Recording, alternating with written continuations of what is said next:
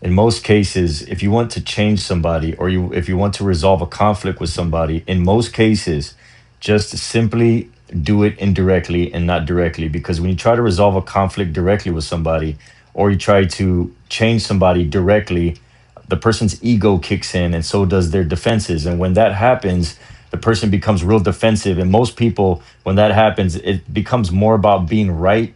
And when I say right, it doesn't mean actually being right. It becomes more about being right in the sense of winning the argument so that their ego can feel like preserved and feel safe again.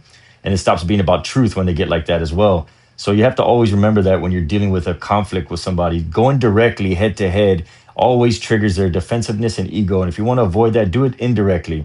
Use awkward silences. Use the observer effect. That's something I like to call it. And that is when you're around the person, simply observe the toxic feelings, the awkward feelings, the uncomfort, the silence, the discomfort of the silence. Just observe it neutrally, because if you don't, then what you resist persists.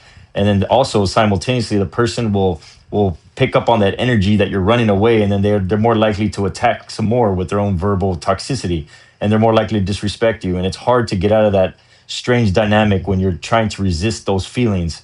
So you have to just stay in the awkward silence, observe them neutrally, observe the situation neutrally, avoid insulting them as well, because if you insult them, then you're building a relationship with them that includes insults. And every time you do it, you just repeat the pattern, and you reinforce it, and you make it more likely that you're going to have a relationship with this person that is built off of insults. So you have to keep these things in mind. Observe them neutrally, don't insult them, resolve the conflict indirectly, and also be the example for them. Like, demonstrate without triggering their defenses and ego. Demonstrate the example that they should follow, and use that, and use that to help guide them to better ways with you. So you have to always remember this. Don't ever fall into the trap of having to think, oh, I need to battle somebody, I need to confront them, I need to go head to head with them.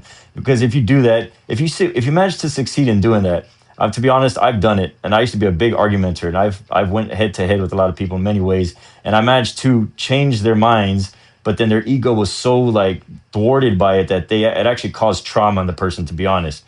And it doesn't end well that way. And then they just become more avoidant, more awkward. It just messes things up. It's best to do it indirectly. So just follow what I said here. Observe them neutrally. Observe the feelings neutrally in your body, and then observe the experience neutrally. Don't insult them. Stay silent. Use awkward silences, and just deal with them while being the example of what you think they should follow, whatever it is you're trying to change in them. And simply do that, and people evolve better that way.